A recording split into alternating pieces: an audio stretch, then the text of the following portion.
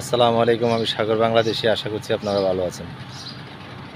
আমার ২০০৪ থেকে এই পর্যন্ত একটা ঈদও আমি বাসার থেকে রেডি হয়ে যাইয়া পাঞ্জাবি পায়জামা পরে মসজিদে করতে পারিনি।